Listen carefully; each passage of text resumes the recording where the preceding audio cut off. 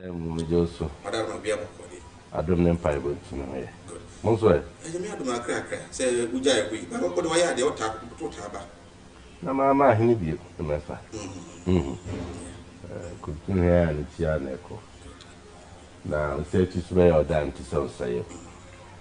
Okay, I must my echo. Docuna, no, be queen. Mention you know, your class and I bet you enough of free. Nothing between and you can contain. Ariano. And area medical. Send our chair in the head, and then say, for food, yeah, dear, the pound.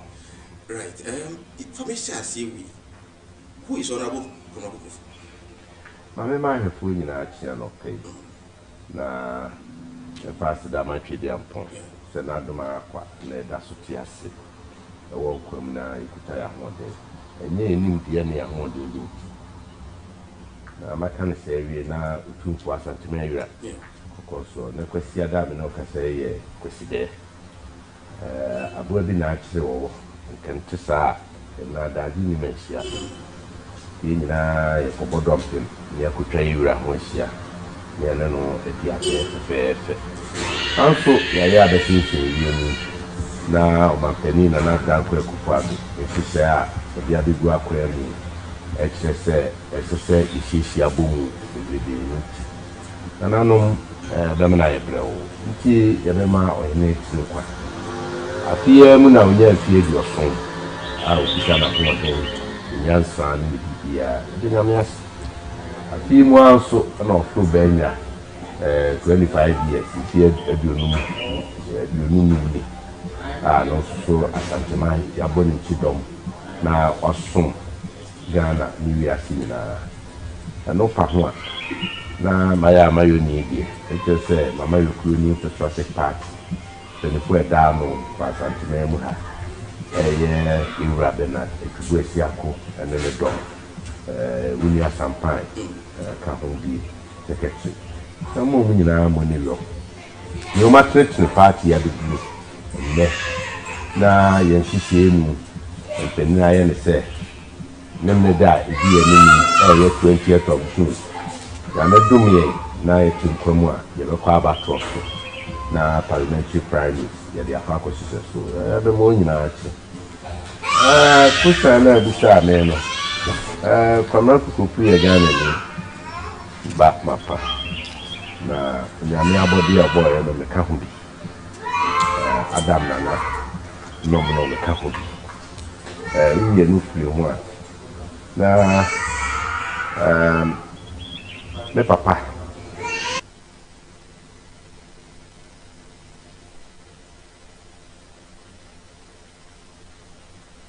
we say that could be my enemy.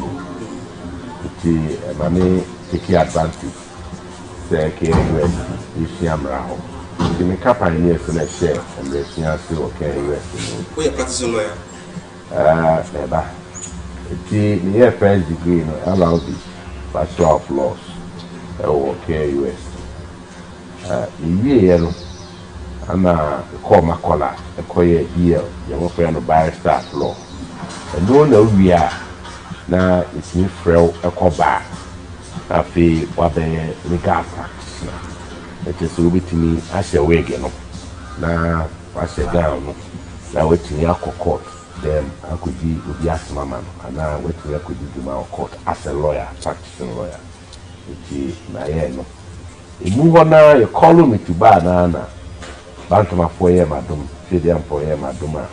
You pine, you could now a name a war parliament as a member of parliament. It's a no, you could do on a Safi 2013. And I'm enrolled at Faculty of Law, Legon, University of Ghana, Masters in Law, Petroleum Law, Oil and Gas Law. And say, we na a year Masters in Leadership and Management at London Graduate School. And also na Numuana, University of Berlin.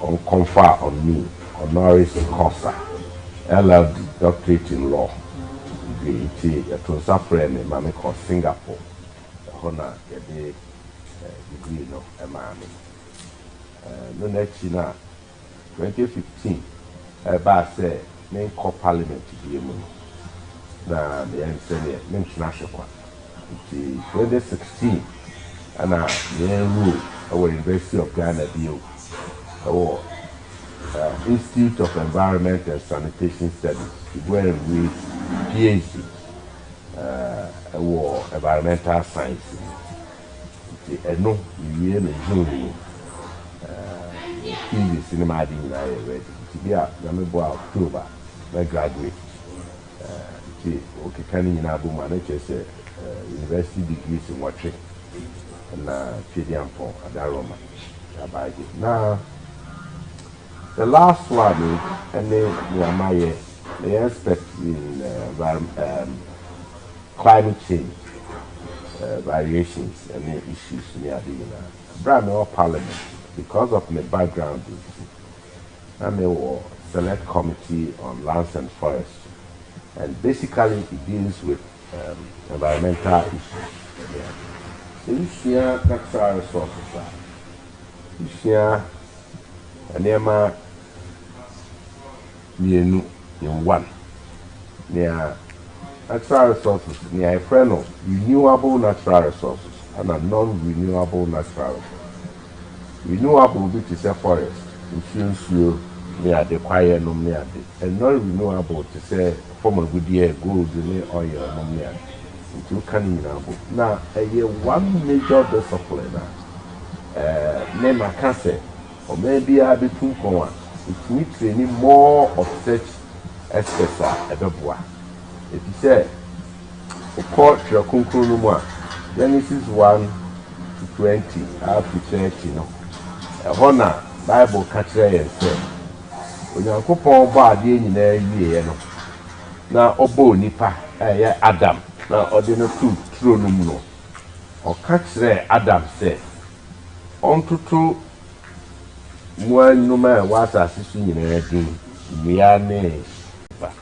To take dominion over all things. If you do Pensubia, now it be some honor be sounds asu. The TV I see a tear assassin.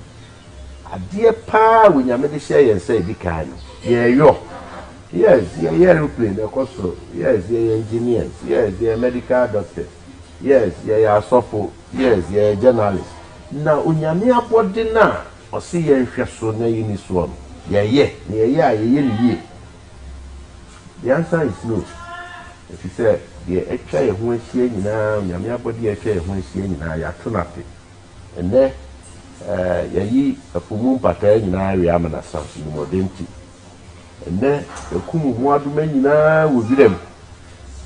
Ne Kusi who I have. Go free Bakai who hay.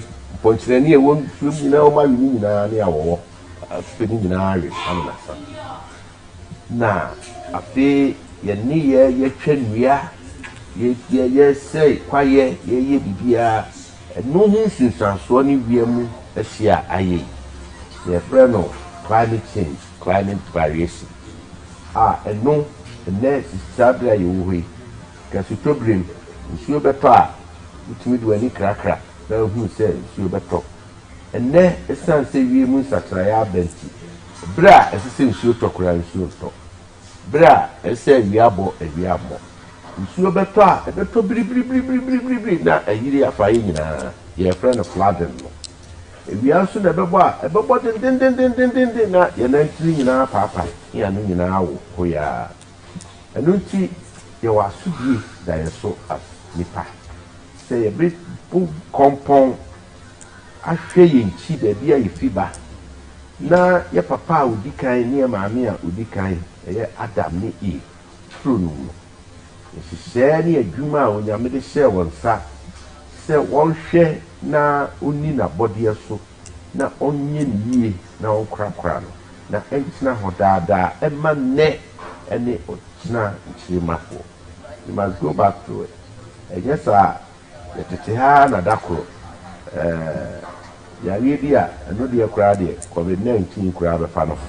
I've been far for you, Nama, Yababiaba, onyame ma ne mpare do nanso ehwehwemu ne animdefoɔ bɛka kyerɛw sɛ saa covid-19 a abɛyɛ wia mu ne wiase nyinaa ontimi nyi ɔbɔ adeɛ bɔbrɛ ho nhyehyɛ mfamfiri mu da ɛyɛ closely linked ɛno nti ana mpanin yɛ protocol nneɛma a yɛbɛyɛ a yɛde bɛko atia yareɛ na yɛdi kan ne ahonidie yɛhohoro yɛn nsa yɛn mpato mu yɛnsiesie yɛnyɛ ne sei afei ɛbaa bɛba sɛ nnua a ɛno ma yɛ mframa pɛi wonim sɛ yareɛ no wɔn a ɛka no ɛkyerɛw saa no na home ho ayɛ dene na afei oxygen a ɛsɛ sɛ kɔ nipadua mogya no na ma wɔahoɔden yɛ biribiara no na ntumi nkɔ na atɔ ape na yɛatena ase yɛbu sɛ yɛn ho sɛ oxygen no yɛnya ne hene oxygen no a yɛnam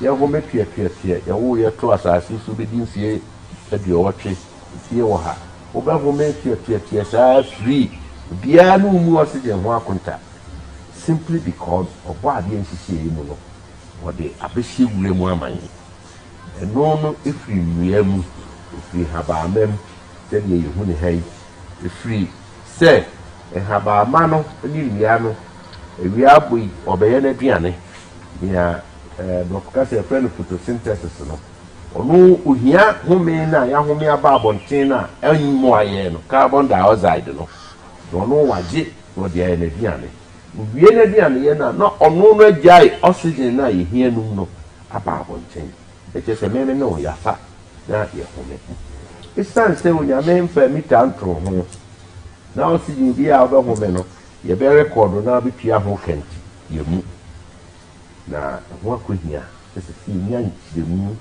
na yɛda yɛn ho so ne yɛhunu sɛ every single tree anaa aduaba bi a wobɛhunu bi a wohwɛ mɛda yɛkyerɛ ha yi a n'anim ha yi a bɔɔdeɛ ne bankyimia na ɔwɔ gyinagyina ha yi apart from sɛ meretwa apem no abɔ apɛsi adeɛ no ahama no ne adeɛ no nso ma me oxygen bankyin metru di awɔ fufu adi ahama ne adeɛ ne wɔm no san ma me oxygen na kyerɛ sɛ wohome no tiɛtiɛ kama ɛnɛ yɛsi yɛwɔ sika ɛnɛ yɛsi yɛwɔ nimdeɛ yɛsi yɛyɛ abɛɛ fofoɔ wokɔ no obi twa nnua aguzi adɛn a ɔsɛ mbɛsi dan so na yɛde saa na wiase aduru nti yes menyɛ environmentalist per se meyɛ environmental scientist biara yɛ environmentalist by environmentalist biara the environmentalist biara na environmental scientist nti yes ɔbɔ adeɛ bɔbrɛ ho nimdeɛ twɛdi ampada roma na me wɔ dɔn soso ɛde ma sɛ wusua natural resources a adeɛ a ɛdi kan ba wo mu ne bɛdua wo mu ɛyɛ sɛ wonya dɔ sonko bi ma onyame abɔde wonya dɔ sonko bi ma dua wonya dɔ sonko bi ma nsuo ɛda hɔ mpataa ɛwɔ mu mmoadom a ɛnenam hɔ wonya dɔ sonko bi efisɛ wote aseɛ prɛko pɛ sɛ onyame nhyehyɛe mu no ɔnka abɔdeɛ ho na ɛboa ma dwumadie awie fundamental biology class a wobɛkɔ biara ne yɛbɛkyerɛw no ɛne environmental issues yɛbɛka kyerɛw the food web nnuane nhyehyɛe mu no wei aduane ni wei die ni wei yɛ aduane wei yɛ aduane nti sɛ ɔsɛ ntatea nam hɔ na ntatea no ho yɛ wahi nti ɔsɛe w'adeɛ ne adeɛ ntatea no form part of the ecosystem na play major part ɛwɔ nneɛma a atwa wo ho ahyia nyinaa na aboa bi nso wɔ hɔ a ɔno nso so n'aduane no no so mmerɛ bi aburokyire kuro bi nkura etu si hɔ ne nkura wɔn mu bebrebe wɔnim deɛ wɔyɛ wɔn kɔfa a wɔwɔ bebree begu hɔ ɛsɛ sɛ wɔn akyi nkura no so nso under normal circumstances nhun ɔwɔ ade aba abɛbɔ ntiri mu akɔ sisi a ɔwɔ wuro a ɔplay bia nwansia yɛ wɔn nam hɔ yi wɔwɔ yi nea ti hɔ yi obiara pɛ wɔ adi obiara kɔ dɔ wɔ nyɛza aboɔ ɔyɛ wɔ wɔwa nhun sisi a ɔnya ade aba abɛbɔ n'akɔ na okum wɔwɔ nyinaa wiase wia ɔbɛyɛ dɛ nya wɔwɔ yi. Right. Yɛne Honorable Henry Kwabrako Kofu, former member of Parliament for Bantam constituency. we the main call to every now. Honorable, was sector near Fahania. I think a new system at the map Ghana. Yeah, I'm penny and not Danko Kufado. A bra na Obontwa. Free or draw your night Jane say or Pesse or May with the new moon. Far back 2008. Yanin in Saint Cayano, RBC 2016. Nekokusi say, or May yet your Japadia or May when you're near Dumie. A good DNA or bad dear Bobrenshi na ya ho odin ni bia ya se de pem koye nim na yetimi nya ho mfaso ma ne boa ye na boa nchirima no enya de a ye amana kwa nim iti so nya kwa de president a eni so ade hunu ne se nkwada nko suku kwa enhu homa se amamu papa hye emra ni aka biara a onyame dodom ya aka asase ase na ehwehwemu ene anamuntuo beboa ami yie firi asase ase ebeda dani na beboa ma mfididwuma ya mo friend industrialization ebetumpon na nam so di nyuma job creation ebebre emabunu ewo memu no ya dia obitu ho anamo enti 2016 yenyinara ni fiedi ampo ye na dom no be president 2017 pepepe announce that your aluminium man aluminium you can alumina na you can bauxite if you say bauxite no na e was asiase no na ukutu na tie no na sakire mu na dan na ubenya alumina na unya alumina na edu wenwe mfidie mu a no su ubenya aluminium na e manyuma no na afi niema ti say ye be kuru chance ya daswe ane ye ne silver yidi mu ni ade na enye se ese ekokraba nti odina ni si bauxite na bieso na sabe no na bauxite tudio kese pa ye wo memu e wa santimemu ha nyina hinu na former president John Dramani Mahama oni na busu anko ani didi ye eti okoro wa dani amonu akuma Penny and say a value of over $50 billion. Na akudi Unia Kumaho. So Unia Kumana is different from the presidency. One not engineers and planners and way why the link? Oh, that's all Unia Kumaro. Men can't say the man a Juma crew. Some can say or the amount no Juma crew engineers and planners there, and another okay. Na engineers and planners here Onua Kuma dia so ne kudi in fact bra ya ba be me na mampani ni mpani siege na ese da bi we ye oman japade ye de maba akofo a enyeye na mponkura no hwe nkrata mu a nkrata kyerese ansana saa tuduo ne saa ne ma ne bekwa akodi obi ho na yede be ma wonia bia no constitution it say the process as I say go through all the process na we are wako parliament agiatu if you shemu say mirika so ana yede dane ma say adwumakuo no ye omampanin dada onua Iwa Ibrahim oboni din nti hwe nkrata ma na che say emremu no anie peyo kina say yeji ni ade ma oman no omampanin tuanamon ene mpanin tuanamon na mmra kwa so me yaje ade ma oman no na de link na abane ebre ba sa na engineers and planners edwumakuo no naturally o montina hokwa onu ni wura no mutu o betuanamon court no me ade ba yenya NDC for including former president Mahama won nyina do anu betu bi se enya de papa say yaje the free crash in some naka yaji the amoma muni nyina 2 NDC ye ho aho CPP o muni nyina na dia flowing from there enu ti o ma pani se be ya dacho ye koye ni mu ye nya o ma pani bi ana ye nya aban bi a o bepeja sa ne ma be me ma nkran kranti me co parliament na ma koje tumi mra na ma establish adwumakuo ɛno na bɛhwɛ saa adeɛ no nyinaa so de ama ɔman ɛno nti yɛwɔ Ghana Integrated Aluminium Development Corporation a ɔmampanin nam mmara so Act of Parliament yɛde ayɔ adwumakuo no tim hɔ a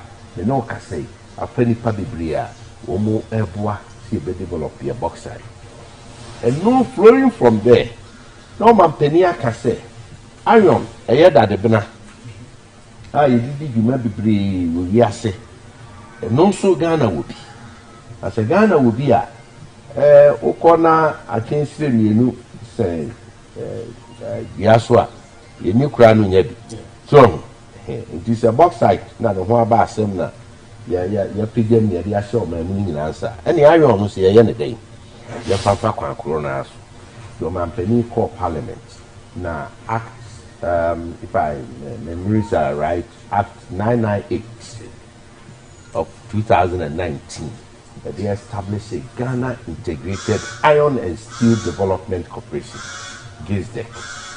No, na mampeni ye no ready no sekwana na kobwa na dwumakue ye foforo kra mono kyeawo na ne mpeni kama adwene mo ho na kwa bia mbafa so a mode dwumakuo no ebetintim hɔ na ɛbɛboa ɔman no nti yɛ mandate yɛ na sɛ nhyɛ a ɛwɔ dwumakuo no yɛsoɔ yɛdi ka paa ne sɛ yɛbɛpɛ kwan paa yɛbɛhwehwɛ saa iron deposit na iron stones no wɔ ɔman yi ɛba hɔ na iwie a kwan bɛɛ ne yɛbɛfa so a yɛbɛtumi anya wɔn a wɔ sika retire amanɔne wɔ ahaw de wɔ sika ba bɛwura mu na yɛayɛ sɛ adwuma no adaadaani wohyɛ aseɛ sɛ wotu a ɛno yɛfrɛ no upstream na wotu ba bɛduru fam na afei wopɛ sɛ wohoro na adaani kakra no midstream na afei wodaadaani kɔ mfidie mu na woyi dadebena no na afei wotumi de yɛ iron rods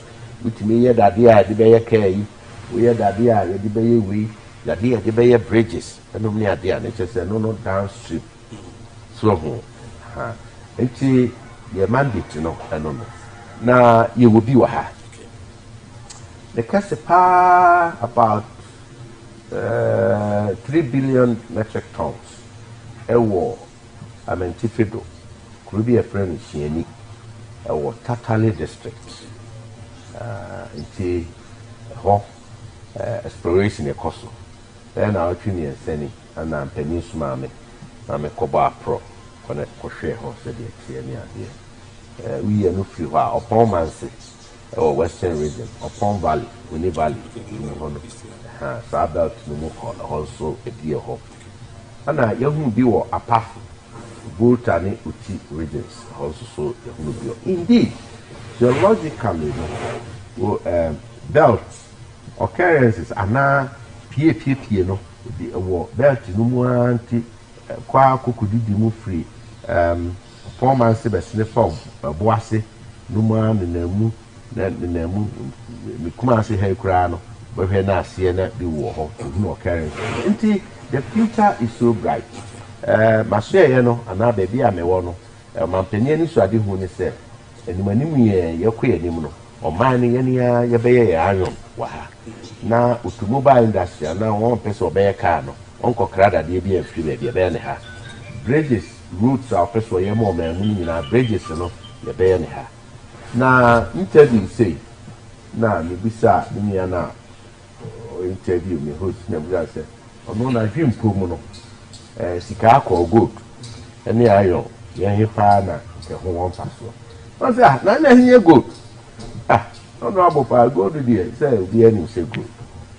well if you say not already pie anywhere shen no I tell you today say iron fasudie wa iron ho no enye gold yo kono no so ba je chinya na men say dan chinya to say on ye chinya why you come right abi esisi so ne we na iron you find iron and steel sila mi bibi baako pɛ wotie ha abɔnten ha ɛde go sila baako apart from say yɛnyɛ yɛ ho ne yɛ no kyɛ sɛ wanya ho kɔyɛ wedding wɔ ring anaa bi a yigire bi abeda asimu na udi gold atue mu nyaza na wo sira na ye hyenhyenhyen fa ko ma no bi ebi so na ebi sika etre wura mu ye de akokora baabi eno but yeso o man tumpon yesi o man nyina ne naso yesi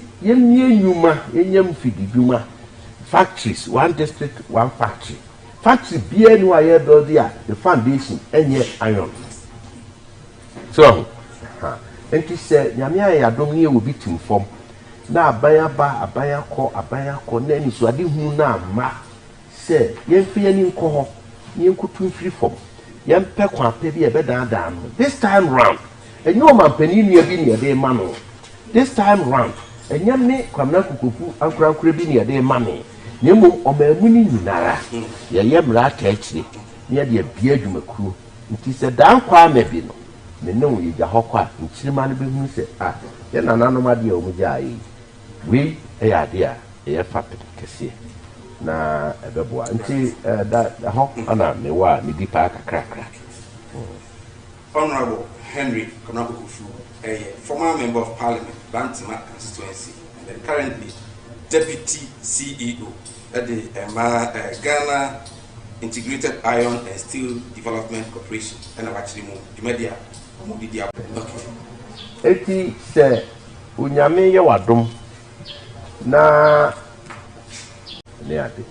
Nti Dr. Anane nimdie na ho brase ni na dwuma den o de so Bantima mu ni 2000 e call abemu 2001 Iwaje Kufuor opao onwa eseso no ye adwuma no Dr. Anane di no di kan bo kane na obo Dr. Anane bi pe na chese Bantima toaso na Florida ne ade ti ade munyam hye no e kosoro nti bra ye che Bantima mu miensa na Dr. Richard Anane decide so the bench ya so chese ye ho adampan na kwada so adampan nti enum ana antisi Honorable Fiadapa obetisi mu a ono so be so ni peni ampa oba no so medie no okutem den you better Bantama na chese e sempa ono so mu a kopim se de call position ba 2012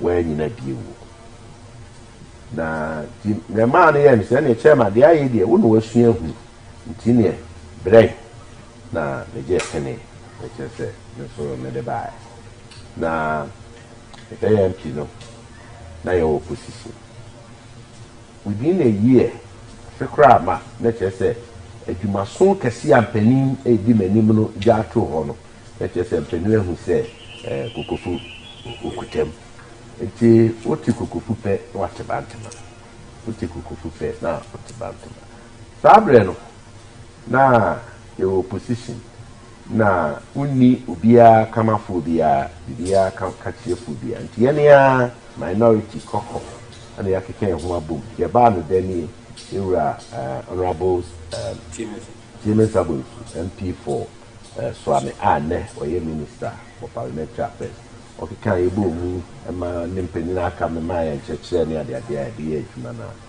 enti in opposition na the strategy was said say yakeka ye ho na ye da aban no nyuma bone adi ma ipehunu say ye kasa ye kyerensemu ye nyina nso na ye ba no dani a odi animu abatro mu ye na na dan Kwakufu ado asado ye opposition leader ono nso e kyerɛ amanfo mu ye behia se ye to abama no ntina adwuma no ye no atilt more to say obey war parliament obey nyanim de obey we nti efie de no na se odi hyebe no monsa conference omu ana maba edi sa oso de ese ye ma obi de ahodin ni betimi na baye kakra de beba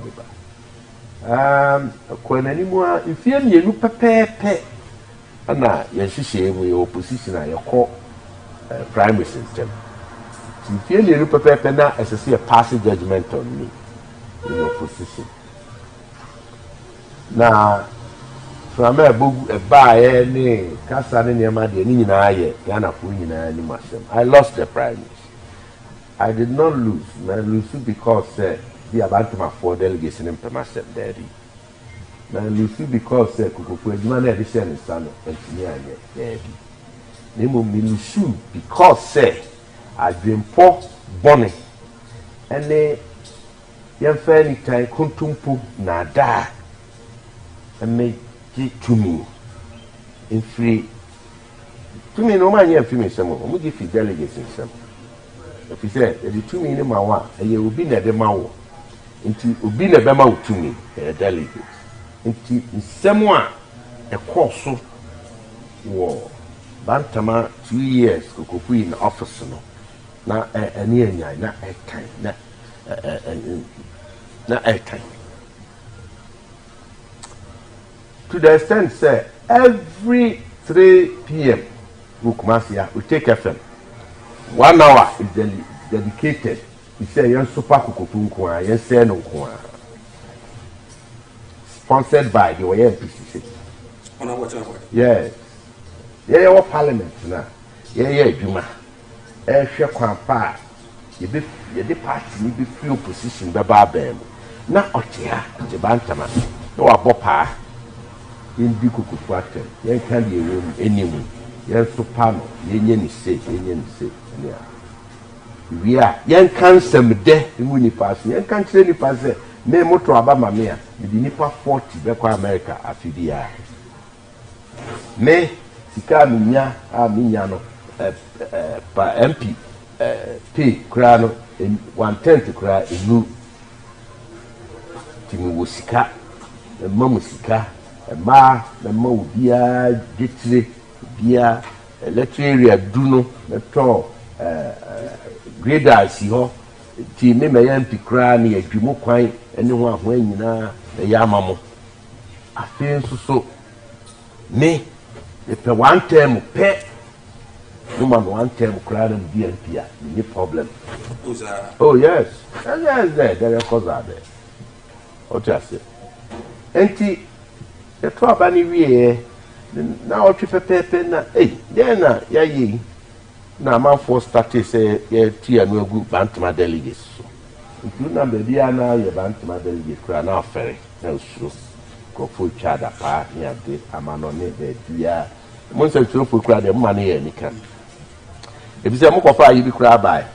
Say, Cassia, Yasan and La Bonner, a check up, Cadia, a barber pay for people. A bay, actually chase them.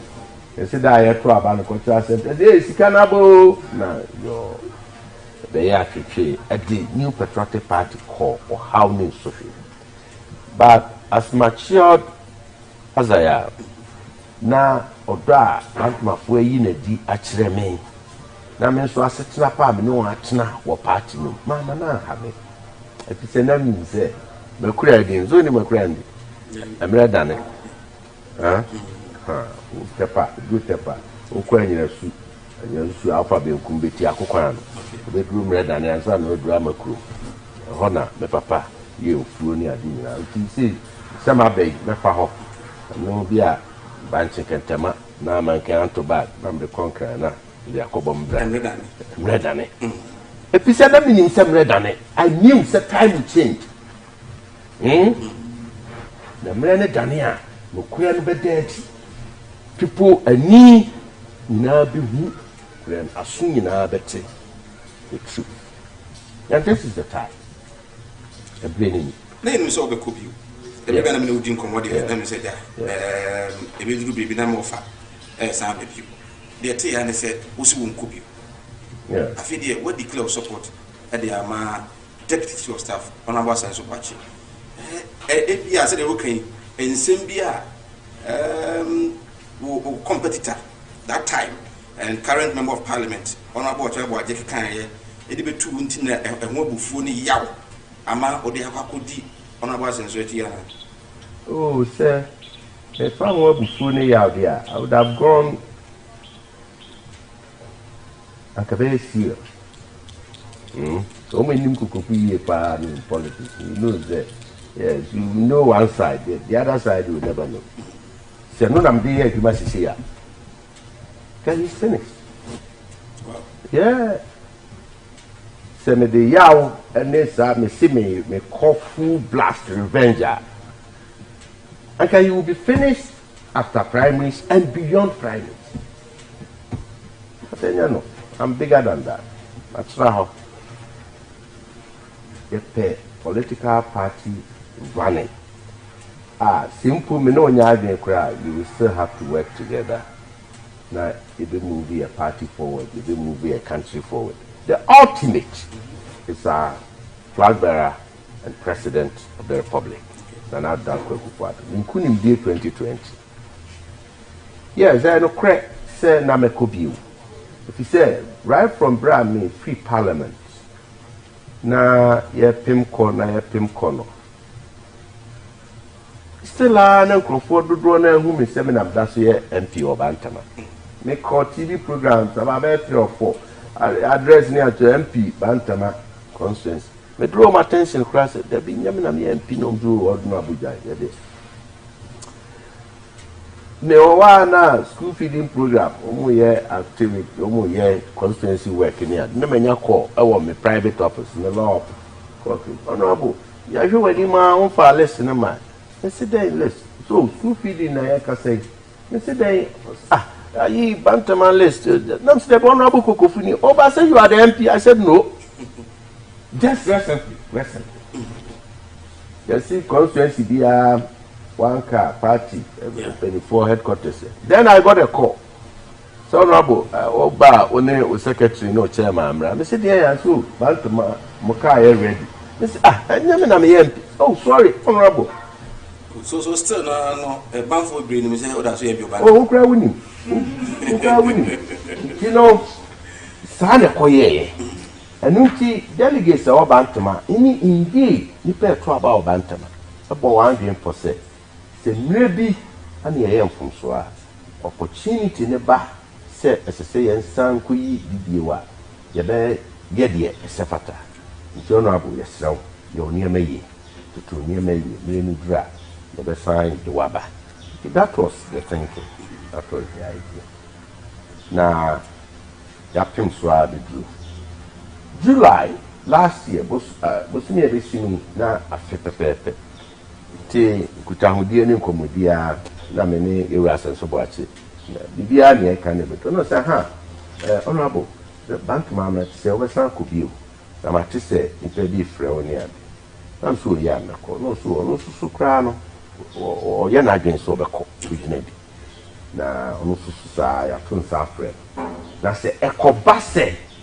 Me kwa ene ono obejai na ode na ho de abeta mechi na masanko bi na mdala na meka se eno no maji ato memu ma onjai ono na ambition no you should keep the persuasion and bibia if you say finality no enyamai betra sunia ma adwene bibia nso ani mu adwene se enti breba ya okutam yintwe homra ye ba Obeto as well this year. Okay. Right. Yes, America Fakwa and from Sinopi. Because so any former member of parliament for Bantama constituency, Honorable Henry Kabakufu, and I 18 Como. You have Bantama. No, say I was a walk. Honorable San to say, honest Paswako. Was the end say, oh, you are against the Kodia, Mimiko. Today I say, only no. I have been to a Toby Ayabao. What about see any trend? Auntie, about say, it's my dinner piece, Ning Nabu, Nemo, and some common, and some framing extra. I'm cutting the farm, Ning could you. Now, need the out the money, and I can pound your family, and so it is sad, and I can find.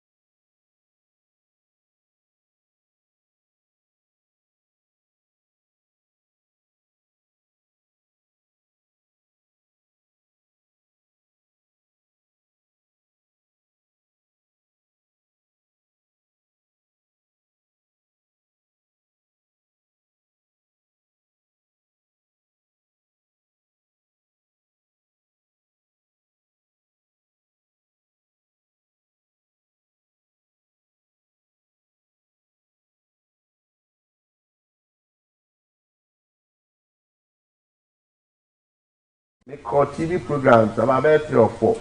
Address near to MP Bantama constituency. Me draw my attention class there be nyamina me MP no do or no Abuja there. Me na school feeding program omo ye activity omo ye constituency work near. Me menya call I want me private office me law honorable ya hwe wani ma on fa list na ma. Me say dey list. So school feeding na ya ka say me say dey ayi Bantama list. Nam say honorable Kokofuni. Oba say you are the MP. I said no. Just recently. You see, constituency be one car party, 24 headquarters. Then I got a call. So, Honorable, Oba, One, secretary, no chairman. I said, yeah, so, Bantama, Mokai ready. I said, I'm MP. Oh, sorry, Honorable. So still, no, a Banford Green, we say, oh, that's where you're back. Oh, Bantama, and then, say, Rashe, Bejani. Say on to me, sir. One, Yawa now Mudi some 5 years ago. Our prime minister to Tiamen. Omuba correct Saya Udiano. 2, Omu to me, sir. It is a fee, Umama Bantama, leader. Umbet me any Irish. Oh, there's also many Irish on about him. Oh, on one cassa, Anna, what can say Unyarish on one cassa. He said, Wababontia because a Bantama any Munyama form. In fact, Wabontin, Wabepachel, say Honorable Kukufu, me panicho, me nimi who cries, me bed contested no core parliament. Openly, media. One interview is out. Many a company interview of the council. Now, fails so as a cell call.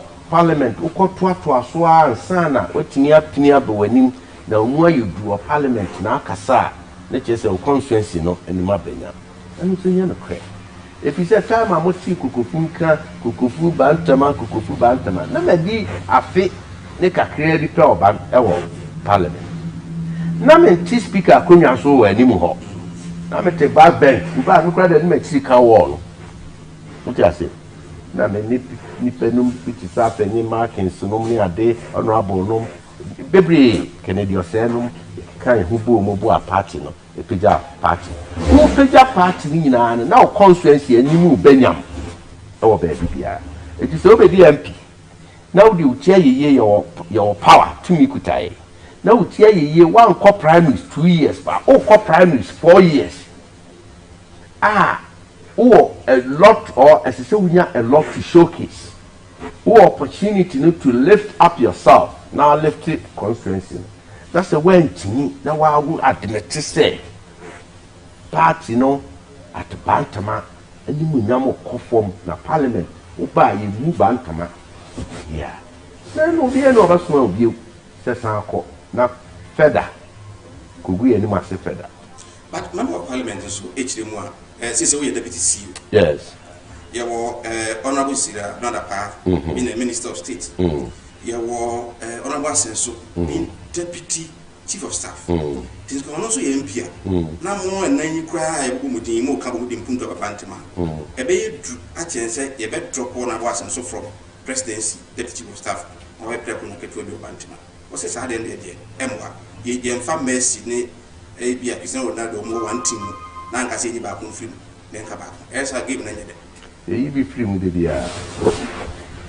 You be free with the beer. Nah, say, Kukufu, wait. This is the first time in our political history, Fourth Republic, our Bantama MP, any ministerial position.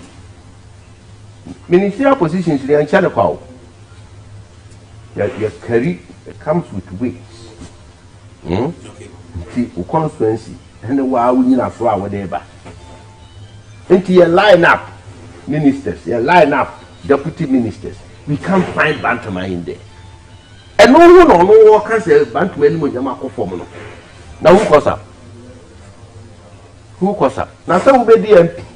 Now Bantama anymore. Yamako form the other. Delegates this is the BM Penisa. It is not about we were now in any case. As I so watch here, deputy chief of staff. Now, with all his experience in him there, and then the links in any or the networking. Now, or say, the journey now to her. Nama Babantama, Abefa, Bantama Kunya, said the unknown MP no always say the Casa Kunya Ketra, the Babefa. Oh, how is it? Jesus Christ is here, Janice any fan, who go attain, or say, may Jayas former bass as he saw a penny party beer out of me also, Nama bread, my bread. Do you fault Jesus? No. You're always in your scholarship. Ghana scholarship na do kwa butu kusua ho ma no ne abia na ya kedia ana sempo a tia to ne se budwie ohumesua no pe se wo ba na odi unim die ne be dey be boa o man yen ka se wako wenim ti ka ho na se yakọ ba bi ana yedrum pempensuo bi ana yemma yachi ne ka ho dia and I'm afraid ono not America. Also, yeah, you make a power America. Who will see Kappa Casso America or a pedia? I'm foot through the common in one way. Right, I was any honorable Empty Ochinimutaya, delegate Ebekasa. Na 50 years so. I'm Brasia Council. Bantama delegate. Winnie. I love you people and you loved me all these years. Even outside Parliament, Mohamed Tumi said, Kukufu have served your purpose. Brainy. When you are Ketras and so Bachimobo. The Prince Sasuni, our Basse Obijina Bantama. About Prince Sasu. First time I buy a minute chairman. My man of crime. Oh, yeah, be ma si baby. Ma mi Cecilia o ye adwuma. Kona kusua na munia kwa na otemas. The second one about so rapper ni chairman. He said there ni mu amia. So kwa me aso ni gina o. Tini father and son. Na do ni mbegina na mbichi. Na me share ni kom say maybe beba. Obeba the MP o mane han. When you know how when you know he had gone through asenso boache anko bodua anko bo paase ye ko gina nsuo mu bodua wamfa obi anko gina court wamfa party na anko gina court odi ahobrase ekosome ana ne prince aso na o asem bia oka o se yeru akofo ye ekofo ne prince aso ana o pre o mampani a onyame ededom ana era na na dan kwa kufu ado prensa so no de pimo men pania na me de dom enti sa unyame na odom sa mpanifo no nimdie no ono asenso bo ati obi sa nyame no nshira na onhu no mobo na ne prensa free on pass out to me ni senesa I mean so obi kan sa temi ya unyame ya wi delicate ati but my main phone is 2 minutes be na fe ya rap okay somewhere on the 6th or 7th who make a comment be said NDC for confused about rate or whatever on their court Supreme Court on the Electoral Commission compilation of a new voter register. The court now Supreme Court international who to accept that for the final verdict on 23rd. Now small kind of them. And if on the NDC entity maybe on new register. Yeah, Mekano City TV. Now almost publish no wild over. Nana mene Mohammed Joyce Mokhtar and said former President Mahama especially and the whole program. So you mention you not didn't wait. I told her, I said, Madam, you people are confused. And you keep on confusing Ubia Ghanaians with Adia Moshe with register. I pointed it out to her. And the NDC you are in court on one breath, Mostly court. Only Electoral Commission are not quite ma onye new voter register if you say unconstitutional and no prohibition prohibited the Electoral Commission to the extent say they attacked Article 45A of the Constitution that says and I'm paraphrasing say Electoral Commission who quite say obey new register compile new register and then review new register as and when na you did proper register. Electoral Commission 2 years. And these people are contending or were contending to say Electoral Commission, sir, Article 45A, no. Supreme Court interpreting and say, Omo kwa ba akupe, say no ba kwa ba akupe no mode ebe register no. Na so omo yes are register ni bia, omo timi register bi, this omo review. But the president, you change register did to about ye, there is on Rollins, yes, son, 1902 Constitution, yeah. About it, the other two about a year a day for, yes, son.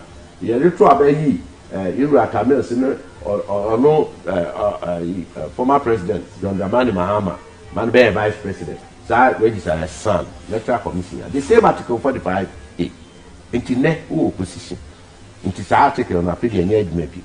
One aspect, Supreme Court, and can say, Minister to me. 2, voter ID card, that the Kutaye, say, CI 126, and no chair, Niema Hudwana documents say here now the baby new register, and your passport, and a Ghana card, NI card.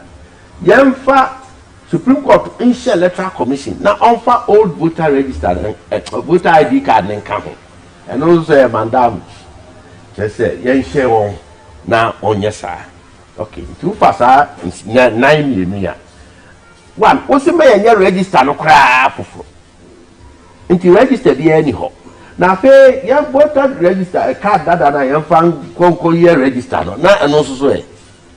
No, what about as you say. Because and that was the confusion, and I'm one because someone consulted on me on legal grounds. Come on, woman could go when man start court.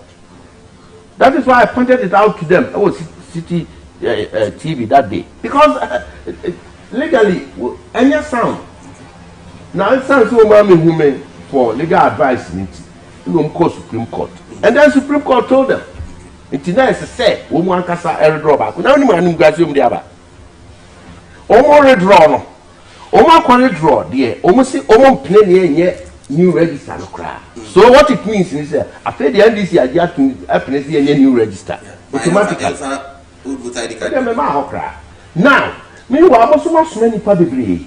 Masuma mu general secretary amani ko amantifeto okọ hemfo Imani Franklin Kujo de nkro binum atu ho agun yesi akwa bi esepa o se den esepa omo so nam lobby him for nominee ade ama binum kra mienu bi ababotia be kan ho new register no ehia kra ne ade na makania na when the opportunity to Supreme Court then you go and withdraw that na what would you pay in animals what would sankrofo di in animals when your identity na won ka say okay anyway you voter old voter ID na free into there yeah may you know I know na who hold the honorable a new voter register is a must.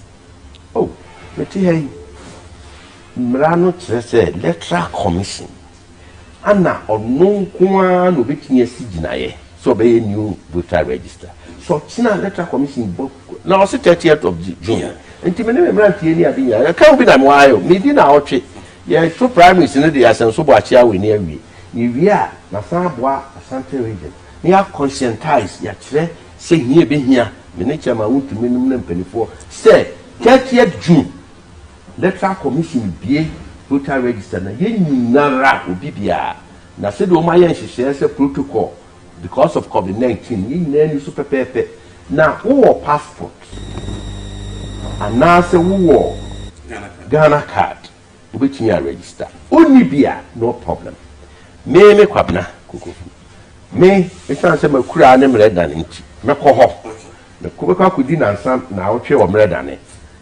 ni pe wo ho nyina ko be 200 enti me de mi voter card na me voter card na ma register no me kokotena ho a me timi de guarantee ni pa du efise minimum won me guarantee du ne ma won wi a saa edu na onkuta card wo obi omu bia betimi a guarantee ni pa edu enti ade enche no na wotwe mra no na ni pa 200 wo mra dane na obia register enti obia ni wo beka obia will go on the voter register but then you see that is the first one and I just say Ghana ni bia ya chiro ni din it's not true nya Ghana ni bia na se chon Ghana ni a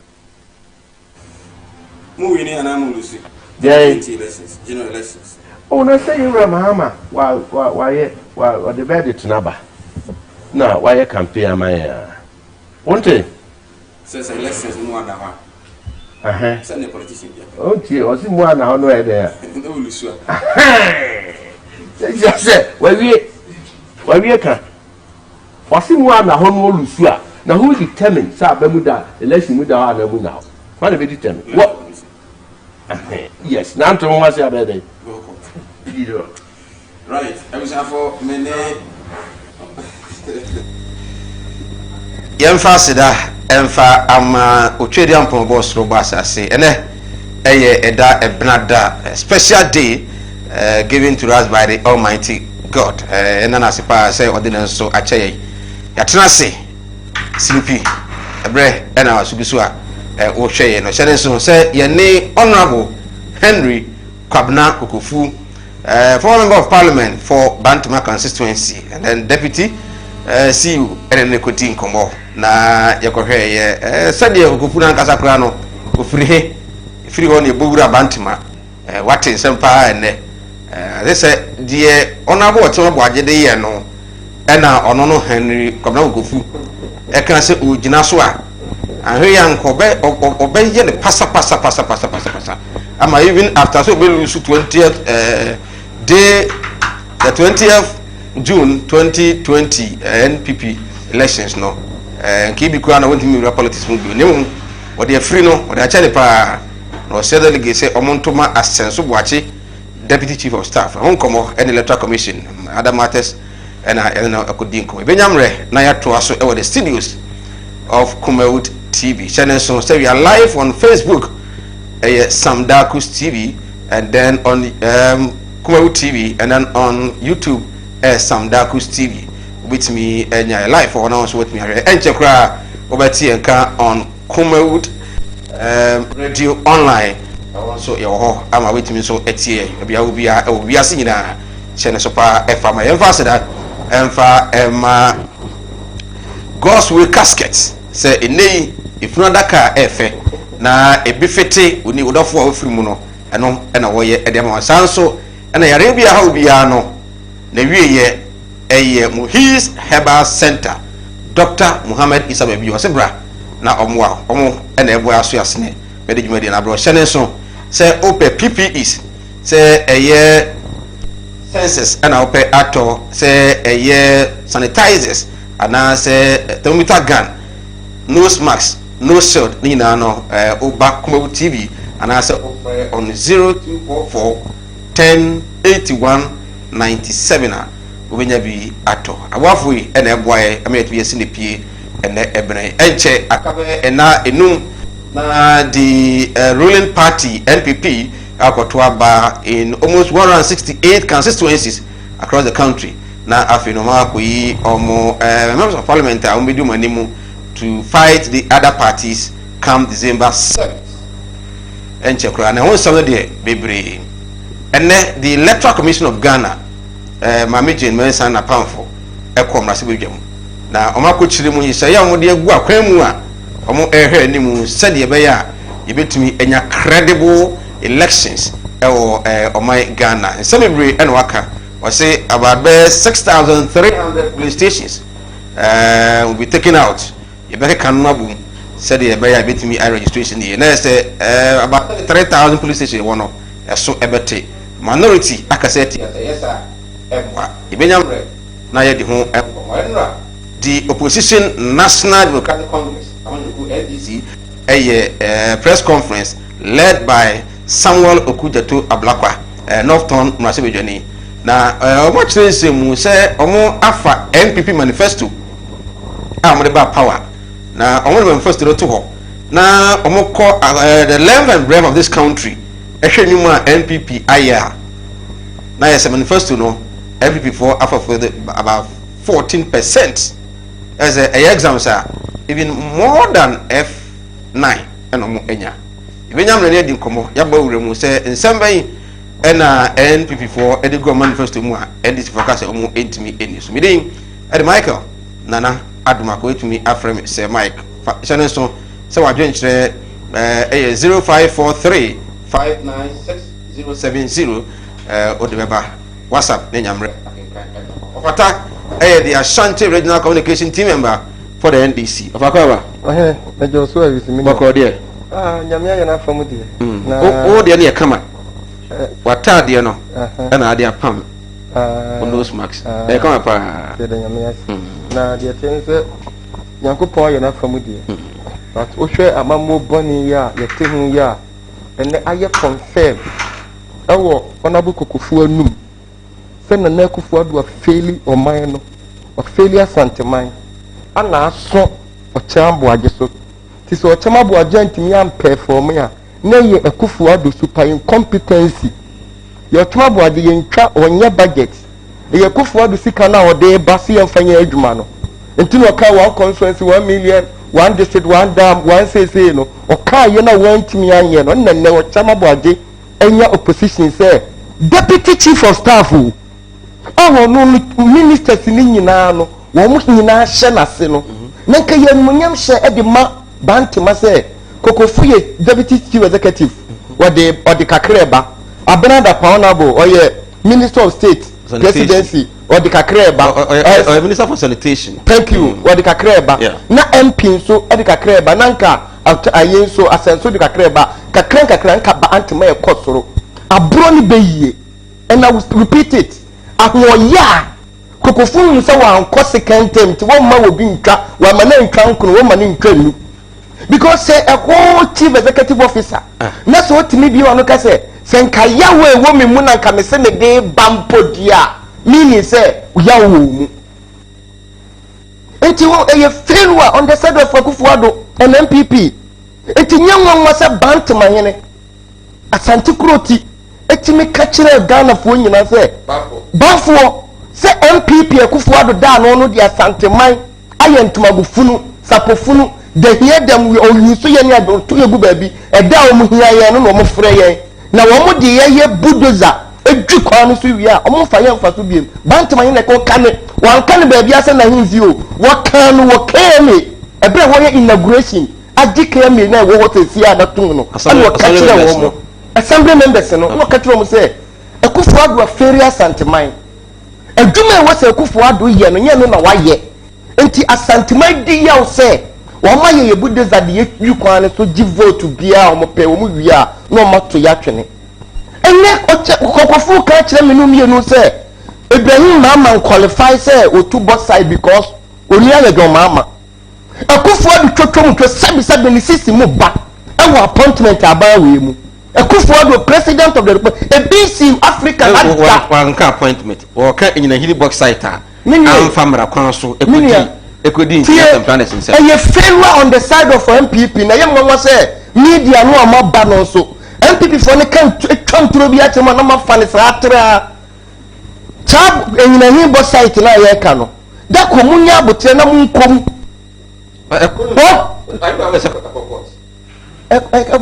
yes, and at a court of competence, Adiatumu say, you are reverting it back to the states. Inti say, of American soon, Tony said the same court of competent jurisdiction, and the Koji appointing a passing judgment there. Tony said, the same court of competent jurisdiction, and the war when you have been paid like a traitor, a Kokofu ado timi far phone, a straight chief justice said. Case NDC dia ba parliament e ba court wono o mu montumu me che say wo awuni asentro ni na kan ye entina mamma source of information what you say up till now upon kroma udo so ya no abeyi ano what is upon kroma ba beka senya no kre it we stand by it say ya no kre and so MPP any attorney general call here no adom di court na nim say assembly NDC dia ba mu montumu na sia no kre ma choy and the court say there be enya amafo ye se call na ye nya ntimo be fast advantage ana court ma enti medima no sie no MPP de omni Asanteman ni ni ye omni Ghana ni ni ye Ghana bra ye bre nyina na opema mpani si oposika wanya no covid yi mu nyina no ye mfa ye ne destiny enhye ye nsam because agene nsam wo feru wo man no ontimi fight coronavirus ni biem no eno na wo se Ghana for 2020 7 December ye ko nye kwato aba e di tie Kufuado ene ni super incompetent government. Me da say ofata communication team member for the NDC. Now they are national. We can say Ashanti region. Well, Mamenko set Asare a regional communication team member for the NPP, and then communication officer Aswase constituency. Honorable Muntaka a MP. Almost be no. Set Akwaba. Bakodie. Me in the hamipa. Good. What you on about Kufu? Meaning, say, oh, Pican. Sorry, what's the new primary say? Yeah, never yet hypocritical on the part of any politician. Say, we shall say, we take advantage of the Obibeka. Now, what the Bayer capital now will come out. Akuna to empromote, you have to come out here. And Nani a Jabba say, Akuna top. Na se basa ye prayer si ye pray enti apre pem na honorable our side yeah what mean be brought in say yes here koto ama our side you can't be brought him na se ye ka se obi and obi be contested enti ni pakro no Kufuado ane na dwuma ye first part for no election now he say we are qualified. Emrana e de beto ho ni nyina me so emrana bitimi gina april e your right so ko gina april it doesn't show the incompetence of any second party bia democratic party bia wo ewiase bia e incompetent because the democracy elections will come and in the entire country no o man ni nyina ke incompetence yes e beto aba yes, I am almost a nipa NPP nipa cool. Okay. It's say nipa yes sign. There will be rancor. And this is for Obako Jomama. There some na Professor Alabi Joshua Alabi Wanka. There some na Bababe Wanka. And this book are the farm. Omo can the farm. There no one can for John Dramani Mama. The incompetent one. The other man can't find. Oh, can say, John Mama, you're turn a but still, most more than ever. Because it was an internal election. It been ever because Saturday. Saturday will be able to about baby. It is part of democracy. It is part of NPP. Yen about what ye, ya fem. The young man you quiet, you can't make it. It's a good this time, man. Yo, baby, I'll feel this out one. Who are right? Who are when you say, can you open? It is a honorable food, and feel so okay. This time around, me say, and watch it here. It is right. Sure. And it doesn't speak of a Kufuado. What has a Kufuado got to do with Kokofua or so task and watch it? Now, Fatasi MP in any budget. But then of Atasas and no crew. They have some funds, common fund, NHIS, and then say what Bamis now do we know. Say your council now, I have a year this will means MP any budget. And your MP any kind of budget and our year budget. Okay. And you are buying a copper founding. Okay. And we are ban work Chichemua, ama MP and your common found. The common fund, the money, there was we and one fund. And common found do no ama. Because common found no dear for your information. Meaning say we nim dear for your information. Common found no. Ya the more you find show MP in some move. MC you know ye Kufuado na appoint no. And the one in some. And wo ya na wo dwene wo say wo constituency project be na wo pese menye na enkoba say ya wo found no. It is a one year project na meaning say Kufuado ana anya adwuma no. It is sika ne yan fan show MP in some. It is say onabu kokofo we di MP da. Na wo say what chief deputy chief executive officer. Na so ka say of atani buy and wonye hwe promises or the man and warfare of atani promises ni yan open elections. Na o catch the delegate say me ba me ni and are able to be wo toka e de ma na say later and near ma o ka so be no anya. And on why do you bring in the government? Because nipa 40 no be an kwabotire. They are all in Ghana. Say we can afford to anye a failure. wɔka cars a wɔka so wɔde bɛma ɛne yɛsi papers ne koraa da wɔn fam ɛyɛ failure meboa nti na kɔkɔfo si yɛn to abantia no nti sɛ Akufo-Addo bɛka kyerɛ me no mmienu sɛ wɔba abɛn mu pɛ cashew wɔbɛte cashew board ama cashew board a yɛ adwuma na Akufo-Addo bɛyɛ wante a ɔno so yɛn to abantia no ana nti na meka sɛ deɛ kɔkɔfo ka no confirm the failure of Akufo-Addo. NDC simple a press conference ask the government 14% say abana mono homoden in ko take to every free honorable Samuel Okudjota Black Ohomra eba ebedi enkomo e studios. Out of these 631 promises have been delivered. So the percentage achieved is 14%. 14%, not 78%. And we shall prove it. Agriculture, out of the 74 promises I told you earlier, only 13 have been delivered. And in subsequent slides, we shall give you a detailed breakdown. Only 18% in terms of the percentage achieved in the agri sector. Chieftaincy and culture. Chieftaincy and culture. My own good uncle from the Volta region, if we were in another jurisdiction, he will be resigning this afternoon. The 7 promises they made, zero achieved at chieftaincy. And there are a number of 0 achieving ministries. And I wonder what the ministers, their deputies are doing. Economy, 45 promises, only 12 have been delivered. So 27 percentage point achievement.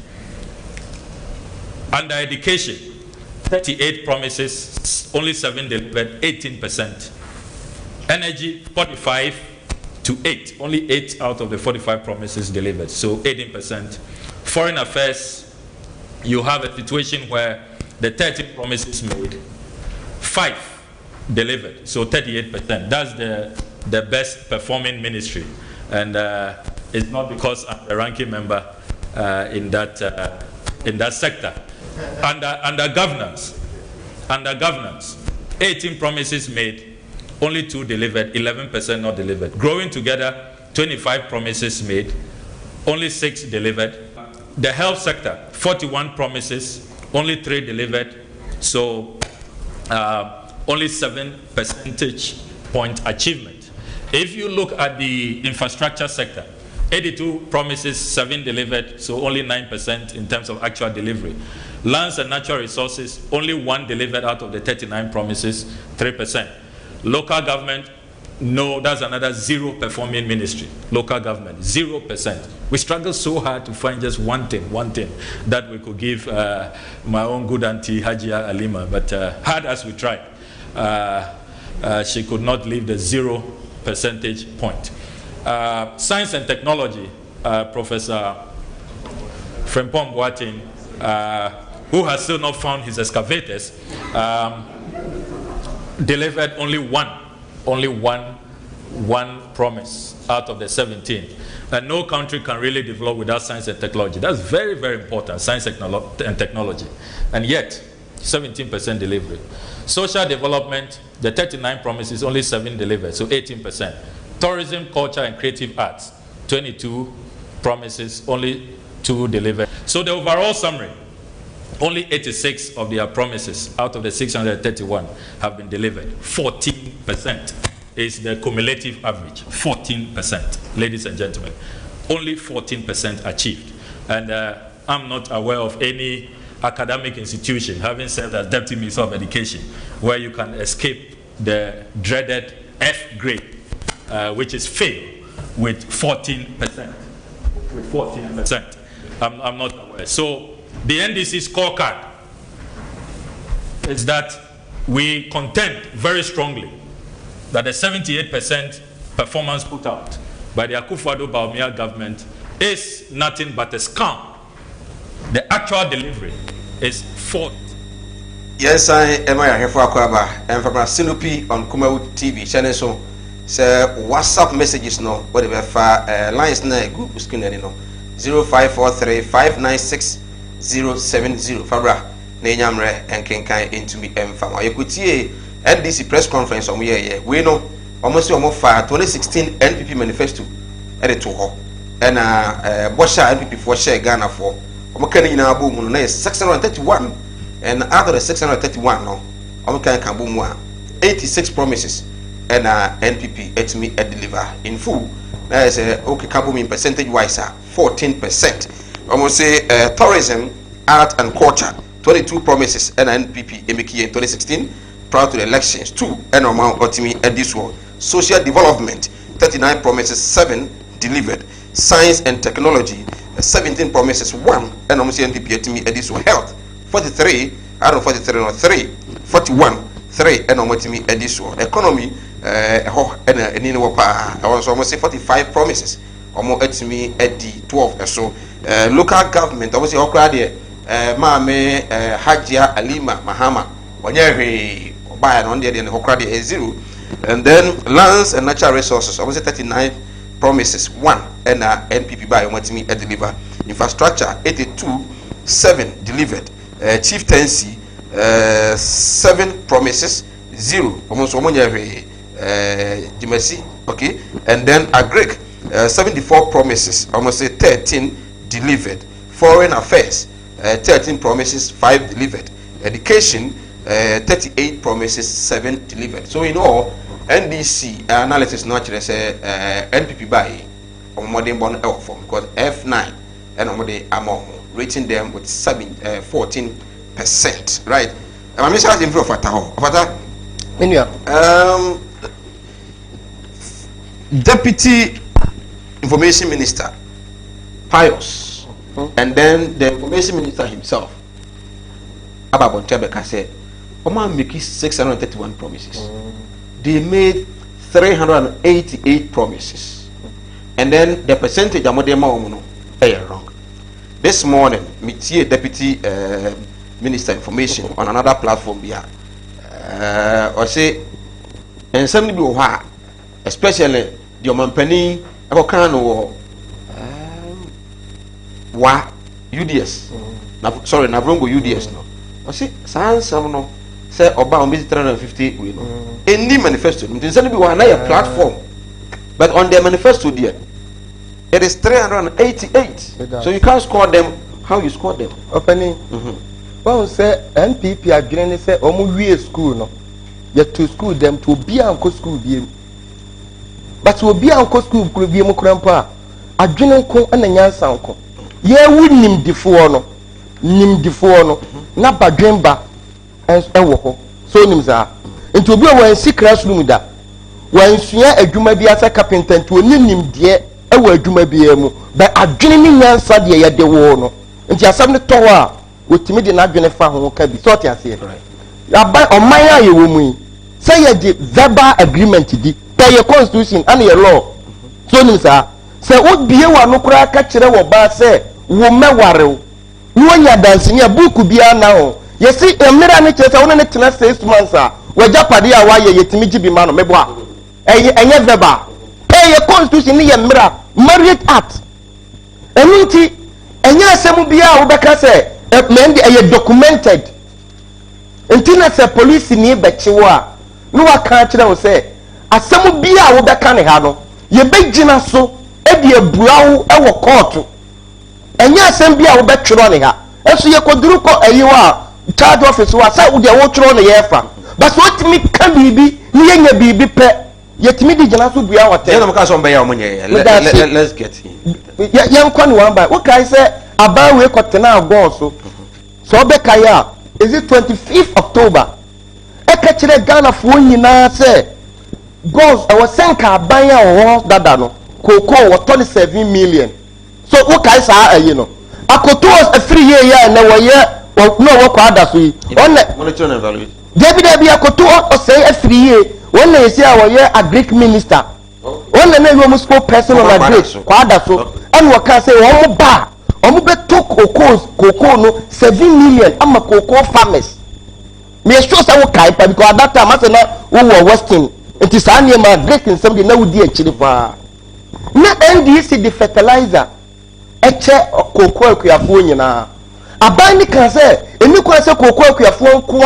an na de fertilizer che wo mo na so mo de wo ba omo di fertilizer be ma akuafo se be no be bie akuadwumam ama akwala youth no so awura akuayem na na Kufuor ya ko gina tachima kache tachima fo se omu de ma se cashew pa na mudua na se me ba meti cashew board ama board na be ti se cocoa board na yetimia make sure say youth no ni nipa nyina do omu be wuram aye cashew adwuma no ama aye attractive to the people but okay and some famous 360 schools are ye na dwi se obesi afahene promise ba ko ewo mu buku num no say wo say and enya verba ye one district one factory one district one factory say no mo CCB wo mo CCB wa hene oh ekunfidi wu nyawe ana de hene wo nyawe say kasapreko me da wo wo to we sabi wani afi kasapreko te kasapreko emfie senye kasapreko ye new company awo bi na aban na de aba awoba askola ya no aba bota nota no de me picture better ba bi no aka say ye factory me me consuency mi bosontwe aye piase adwunase piase deduako Johnson oil vessel oil o mampani Kufuor tam na vessel oil export oil e de Cote d'Ivoire and Nigeria wo ba na do picture be bon say e one district one factory eni pa ba kokure ni wa wo ba ye kire mpo ya fa wo mo e de aka ho enuti eye scam eye nturo ni nada wo ba na se wukura na wo adwuma ne ya ba ni wahia yempa bia 1 million bi ma ne yempenti oni aka se one district one factory enye no no ka kire Ghana fo eye no kweso wo so ne private partner obey private partnership eye private partnership enye company na wo hodada ane ye partner no e de achieve ye aim because butaye ne si wani sun nyina ne say ye raw materials no wo Ghana ebim da ko farm so master te eye dada bolis bi master te dada na wo pese expanding ti ana wo ba se mass mo sa na omo wo nimdie wo and also person mo go into industry no wo be so wo masene wo ma ho odi ni ntiminti wo be so wo masene no mo to apie no mo fa youth na gum enye adwuma e wo ho dada it is wo ba ye mpo no kan say oh me ba ye wo UTV wo ye wo want Kuma Wood me so ma be so masene apagya mo a eno kura de bia enke be die tum kakra because na dodo na anim Kuma Wood ba wo ba ye Kuma Wood no wo ye adwuma e wo bia nim Kuma Wood TV na wo ko to fidie ba ko na de be se no ka say e private partnership enne abangu a Ghana ban share pie wo Kuma Wood TV no mu na e wo hene when ba be claim ownership e je scam I am through in the highest level. Okay, so you've made number 2 fertilizer and waba one district one factory. Oh, my fertilizer, mama fertilizer, mama cashew board, okay. Mama cocoa force what bet to cocoa mu. My nipa information on to about the man. What buy you know, minumi and no credit what tea committee ama media against Galamsey. I catch they say oh but to Galamsey I say. Ama what the cars excavators ni ade na ko sisen mamintia malam nimsa wo hwa me ewo camp ayefro yakokora mienu western region ko twegere mse say asa manfuofuo asat now wo ba ye si wo gwegere mse twesi ka twitwiri die de mankrofo di ewi ase do na wo nkrofo na ti camp eti agona manfi eye galamse MPP executives including Jobuwadunum more evidence me nyam na more evidence o and receive what na ka kire yen say onu no na Kufuor do ka kire say on kan kire won to me say on fa manfo on site nko ye adwuma no ma ye sika dia bewura primaries yi mu enyam na meka etinye evidence amewo e public knowledge a situation whereby Kufuor do say under the government no wasi aban enkwabru kire na say na yale nipa bi enkwabru kire ko sa no yare da okanya wanka it is in their manifesto say government ya ponti bia e be hwe no yare wa ha ene oba ya ebres vice chairman Mahmoud Bawumia twahwe ya no mtam no India anom de ne ko ye president ne ka kire yen say wa ba ne first 3 years no won talk ha mo no ministry and department agency bia mu da ni cocoa board chairman wonu ane wofa no Eastern region Ivan Sedu ana Ivan Sedu chairman na mo board chairman oh okay no ya kan nu gabe ya kan say MP mekani dini mfe tia roba tanyan ono na nadu toto bi o si o obi na atodi a cheme and MPP department be a minister be a 2020 land cruiser a failure on the side of the government. What catching a constituency be Obama $1 million. Minimum 2018 minister no kwatena parliament ka say 2017 2018 then the amao na the amana say na yente board almost say coastal belt middle belt and another belt na ebehwe amasika na ye adwuma na because of nasa board ni ni honti sika na ye adwuma ama eye ferua 2020 year omo friend was say one see $1 million na ye kan ye no omo dey see toilet a great achievement any toilet and this ye kan on me say 14 kura ye de ma wo mo no ya boy ensem o ma ya de no right because na na Kufuado me ma no see but then NDC mo say o ma 7 promises on education. What I have here, encourage the colleges of education to update the curricula to ensure they produce graduates that will teach the well-equipped and critical thinking population we need to move the country forward. Delivered in a way. Delivered in a way. This is a book Dr. Muhammad Bawumia one case as a Ghanaian now we General Bawumia so will you prove say omuntimi enye de my boy so yeah be me pato what can say curriculum me want to call ya ya ko kan ya I don't know this sexual one ni ba mo undertake a national audit of skills and competencies in a bid to align training opportunities and resources to respond to national and local human resource demands. Delivered. Develop an online educational platform to host, stream, and share short videos of mini lectures to classrooms, offices around the country. Online classes. COVID-19. Ensure teacher recruitment and management. Restore teacher training allowance. Restore allowance paid to Arabic Islamic instructors under the National Volunteer Service Program. Restore book and research allowances for lectures. Introduce history of Ghana as a subject for primary schools. Integrate schools sports as part of school activities. Abolish the payment of utility bills by students. Redefine basic education from kindergarten to SHS. So the study we gave, they have according to MPP, someone fulfilled 1, 2, 3, 4, 5, 6, 7, 8, 9, 10, 11, 12, 13. They almost achieve no crown a failure. Menu way, you redefine basic school to SS. And then you see JSS 3 for no cut nothing for exams. And some much more SS.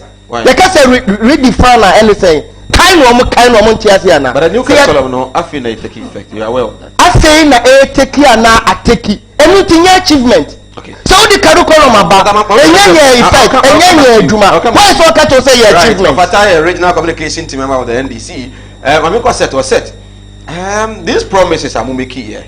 Even when you claim say 388. Obeka say my Juma one day so one factory. Aha AMA in Shia's constituency. Do you have that factory? No, that's any appointment with your mom. Medical, mammy, and more Dr. Mahmoud, but Obaya Mammy or the Mamikas or the Amanya Edru and Sobi. Also, Obaba said, a week, yes, said, you're free at the day Amanya 7. Okay. Na yade no credit we na maye ne say we this is the evidence of the maye nti enra NDC bohwe say Mahmoud Bawumia Dr. Alhaji ade ma obeye o kumase no onye free opposition time ebe do sa abre ya de papa nti o so omo so omo hyase se omo nti enra o ya okute to ablapa obejina ho na ogase de o si koba na o si koba na ade na o sua no otumi se da kan fo kan obi sua wasa o tia ne pa we wo tia ne nan nyina kan ho so still na ade no empa na sabai ye Ye share bon. A bon yen ye share. Okay. And I need to point a share. What am I share Ghana for? Yen ye share Ghana. What's the name ye share Ghana for? Yen ye share Ghana for yen you share Ghana for 388. Okay. And only a much to. And maybe was of the man kind by man. And I almost see them analyze it. Almost say both. Almost say both, and I almost see manifesto.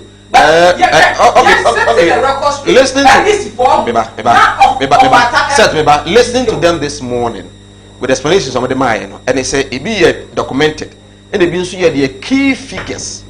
NPP for Kaya, Ghana for you to say, I'm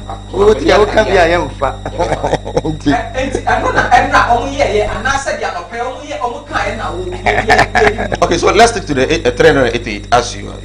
Yes, I born. What's it? What happened to us? Oh, manifesto. Okay. Oh, manifesto anyway. What sign say? Oh, manifesto nowadays. What sign it here? Who can package? You so be a cancer. What now they back? What they back cancer? I think funny cancer. You see, so what's your father? Who said they are only in the homo. They don't know their left from their right. Okay, so let's come to the substantive matters. Maybe we say yes. Your team shares constituency. Thank you. You promised each district a factory. Do we have one here? We are in our third year. Who will be a simple eye there? You mean a term of office? And I agree. You mean a term of office? You're training me about the time. You're podium to the Kamaru down nearby now. No, on my records of the year, the year Busua year, any year to me, then you could be any Ghana quality. And you're true. What is that? If you're not a penny, and I'm a penny, what I sign a fourth contract. Can we see a contract? You see, and this is for a good idea. And almost any say, now come back and say, almost so manifesto 2012. Opening NDC near BMU. Let's discuss NPP government. Yes. You are accountable to Ghanaians. We are accountable to Ghanaians. It's never accountable. And almost any accountability that they buy. It's your mobile check. The almost say or say, and you can't say, and that almost say, almost say, what would you say? Okay. The overall educational sector. One of our key promises was Christian High School. NBC for running advert 40. Baku 40. And it's your Christian High School. Now, I can't fertilize ourselves. President Commissioner, time I know fertilizer, they feel. Fertilizer, when this chairman there, or not, fertilizer, remember we are not family. You're buying us to know. Let's make the fertilizer accessible to everyone. And yet, the boy to so, get to where be, over when you be at now before. And we have better chance, say, yes, check.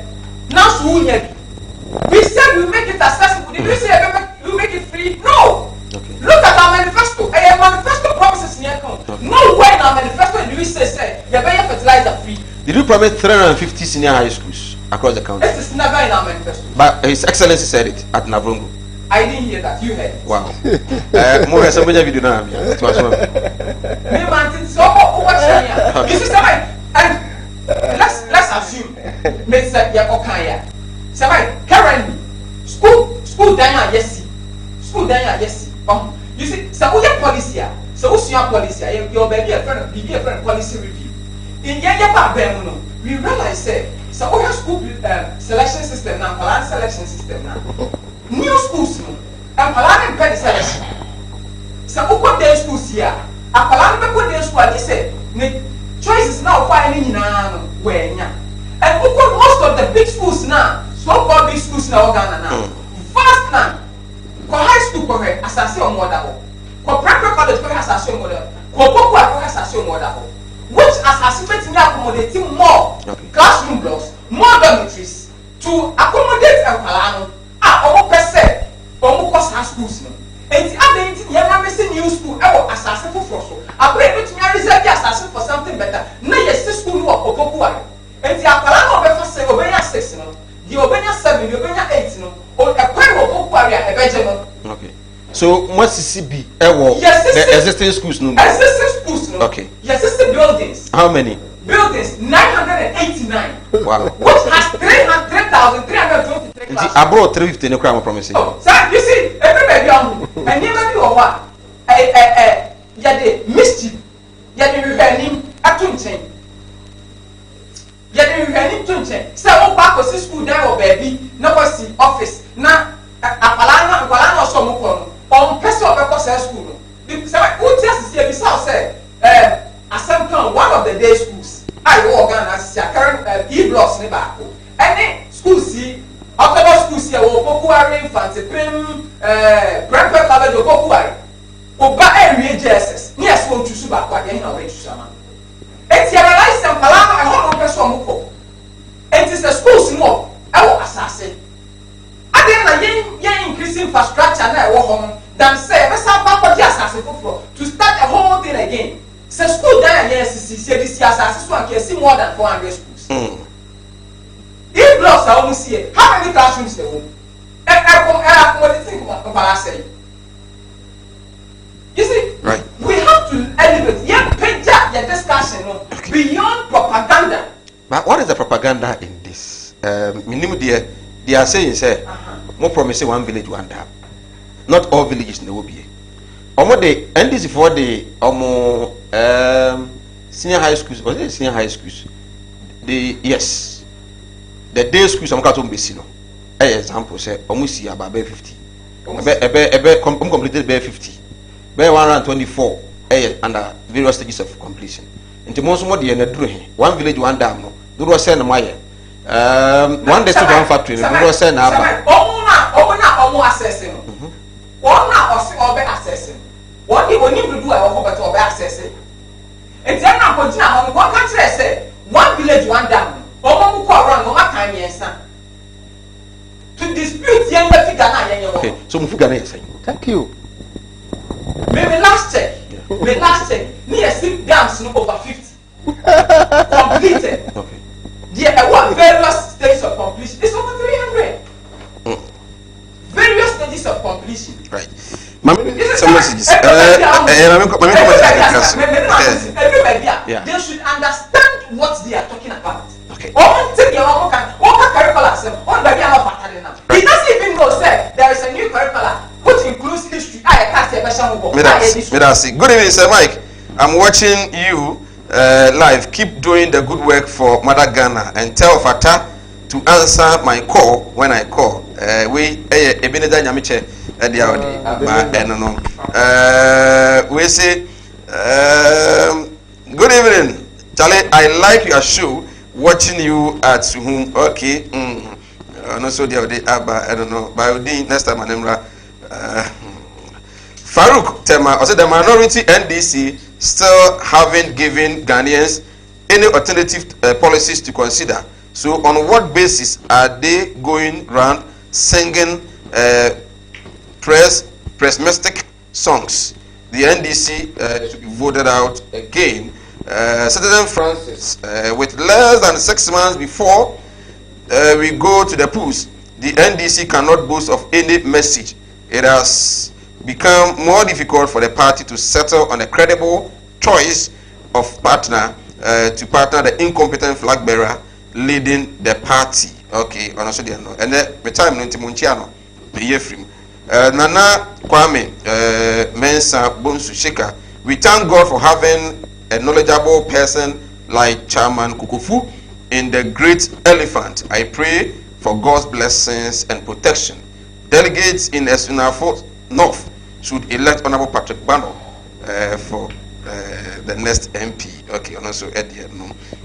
Naomi Mensa from Jirapa. I like your show. Please tell the NPP man to make it specific how many schools they have built, how many district factories they have built, and one village, one dam.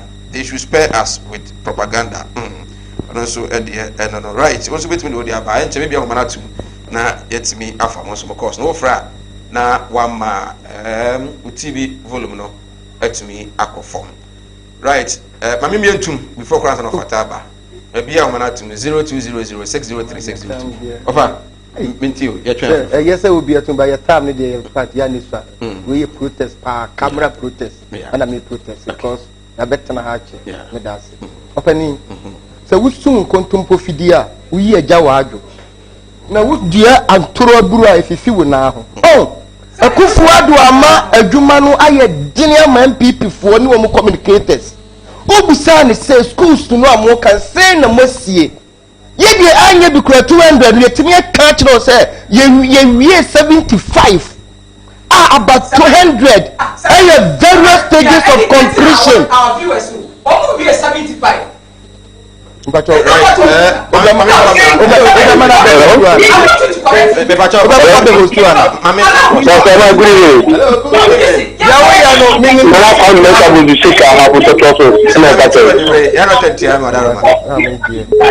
Hello, Mike. Yeah, me too, Sheka.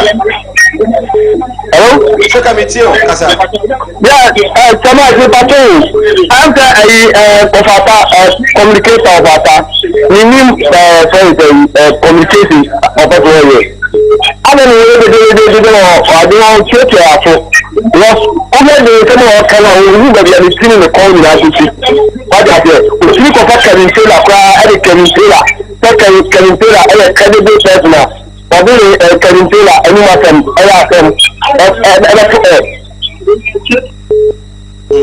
Okay. Hello, good evening. Hello. Good evening. Hello. Good evening. Yeah, good evening. We are afraid of Ventio. It's a program too. About our was so yentio. Hello. About our was so yentio. Yeah, El Kada. Because every issue, but 10% be MPP, man, sir. Fuck is a human mercy. Only man. Let us see. I'm 40. Hello, good evening. Hello. Good evening. Hello, good evening. Good evening. But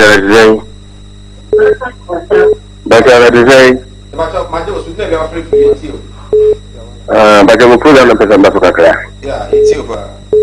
Ọmọ wo na yeti no ho ma endifo no ọmọ use ọmọ no sebe enye ba ko for mai eye ntiri we drink yi nyina ye de ye bre ko se e ba se wo be hwe bo bebri na wo bo na wo hwe no wo de wo ntimi anya wo de wa ho de so wo de kan ko de e kire ye izo ọmọ wo me sebe ye de bia nkran nko na ọmọ no ani ni kuma se nko na ọmọ no omuntu na mo foforo mo muntini ba bi am kono mo nida se hona se ka mo ano kono let's say you wunu hiyu bisa den ba den na ye tras ni ye gine ye ko ye botom na ni anja ni nkirima no ho na omma we ba bi bebru no e be ma nkirima no masa se da da ba den nkirima no so da ate ko den na tika na man fo perbati ye yi ma na ye be pre dia bi no omma no ho no mo pre.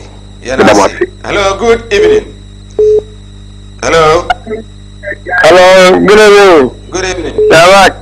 Yeah, I'm a chap, I'm a fata about supply, and I'm now, so like, you're better busy from paying for us, could get 27 fee.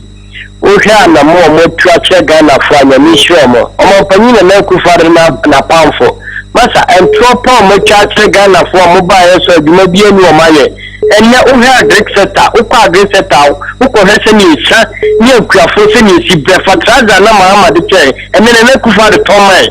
Dr. Bermia catches a gun and we are see economy known, and then a banking setup, or mobile, or more Ghana for bank, I'm a Ghana for getting Nako bank, I'm a Ghana for business, and I'll come a deal profession. We are the being one, and the Ghana broke this out, so they make cry, can't play any more. Oh, okay, Ghana for maximum over the Roman Mama to bar, and the teacher allowance, teacher for, and that book I hear Dumakrana, near the Mako to below. Okay, I see. Good evening. Hello. Yeah, hello. Good evening. Do you have your casa free? Good evening. Do you have your casa free and you? Hello. I don't have your casa free and you. That's a good evening. Majo, so yentio, you never casa free. That's because of Rashid. Rashid, yentio. But actually, the very kind of character. Okay. But that's what MPP Nino, because they say we have to introduce your Facebook live video, your WhatsApp live video. One chair, baby potty, and Jimana went to Oye, schools now, which you see, and I'm going to data no. I'm going to data because I'm not see. Mama is data. Mama is data. It's beside people in the Antony, we are saying the Antony. More than no, no, I try to make sure what TV so. Okay. Right. Hello, good evening. Good evening, Already, I do ya pa. We be afraid. Oh, that means you free, Sita. The person can say, NDC mine, na, Casafone. So they are no at least offer rules or your man, at least offer immediate crack and money. So, this or a bad one. But Uber is here, Isana, and Papiana, and what? You need to get a camera. All right, Yantia, Sofapenny, Chiapa, Sita. Right. Hello, good evening. Would you be afraid for Yentio? Hello? Okay, too bad. Sir Mike, please tell the NDC man that he should talk true and stop lie to Ghanaians. If he can't say, hello, evening, would you be afraid for Yentio? Look at this, you magazine. Okay, Yentio. That's not that yet. NDC, we have a and yet the other not there. One lash, you there, and now for them. So now I did so many of the day. I was out of nowhere. Do you have a tenant and that's it. Yes, so yeah, that's it. Next caller, good evening. Good evening, hello. Would you be afraid for Yentio? But you're making a few attacks. Okay. But you're making a about schools now, we say people into medicine and Yankasa, we are all students of a St. High School. Now, the year 2017.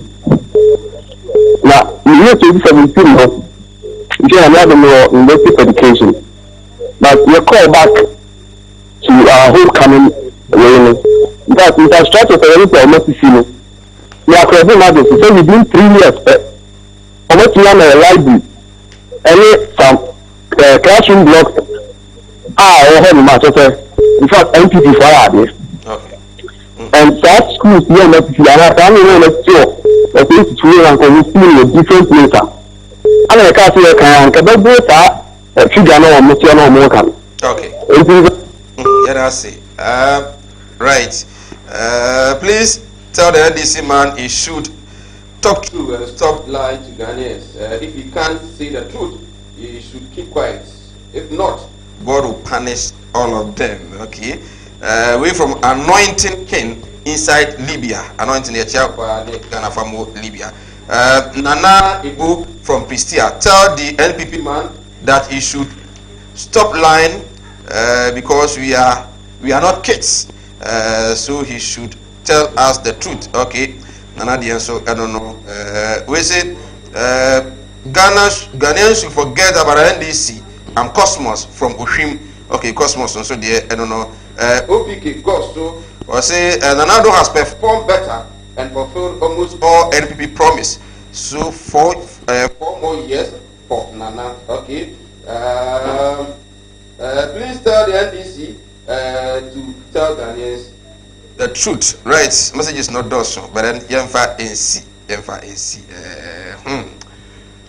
Well, what I know, and they say at the St. Louis Senior High School, an edifice, a modern classroom block, they are commissioning there. We the message because NPP for no plan. Common information is how. But say Mike, yes. The woman said, Nana Kufuado catch the Ghana for so basic 360. No, now when you say St. Louis and Puku and more land, still our bed develop. And you still on the side of the government, only to. Okay.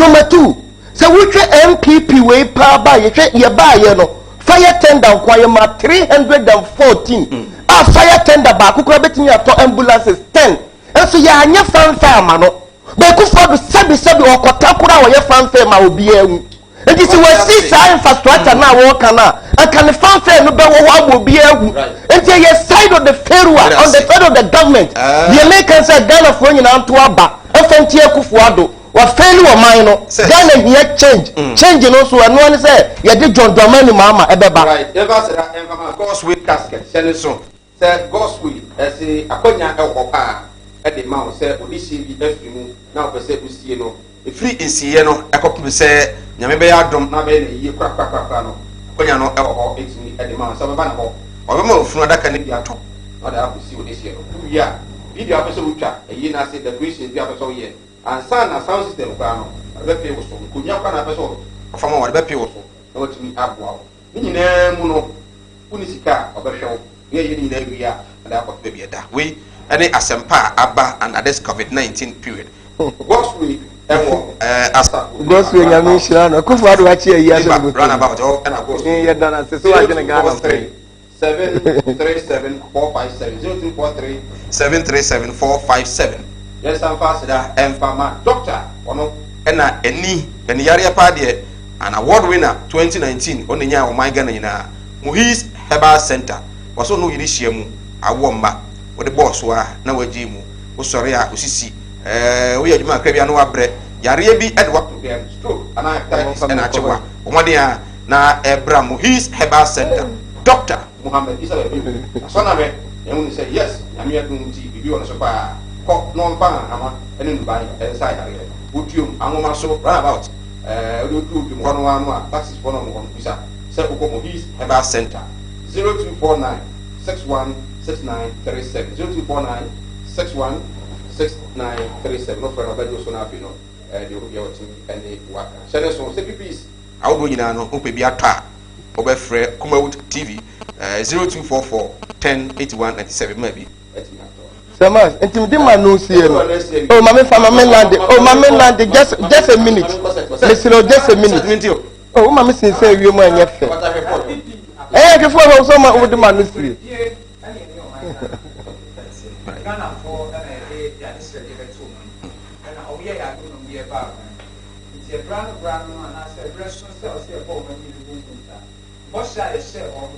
Emma omode abenya no ma ide Ghana share yensa na ba be mu konta emre na ani o na emre do you ye through campaign season ba be chere o say ye ka say ye aye du ye yentumi anye okay be ka ni nyina a chere o no mo who say bo share share o mo ye yentumi anye de no credit ani o mo edit yam fantro na na be dan kwa kufuado o de no credit o no eno de nse si ni buka so no corruption o nye bi da eno ne o jari wo ene kufuado jari wo excavator creating ya yira o Ghana be ka say kufuado enye polot dem mani tese se na madu ye corrupt ye ka corruption de wo di jare 30th July kufuado be ka say ne wonya polot be commission so ba be training for your best Ghana oh no dey jana ma so update to message ja uwi akotu eska o uwi akotua onfa enkonko training you need na our passport ye di dada na Ghana for ye di dada na beto aba see COVID-19 we kufuado na yire ne ma ada na ye kosala akotro de kufuro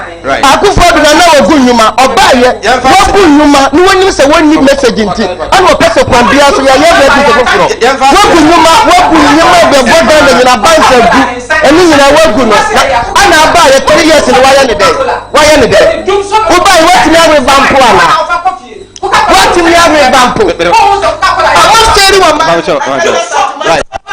right yeva seda emfa ema ehefo nyame ma ochina obesan ati yenka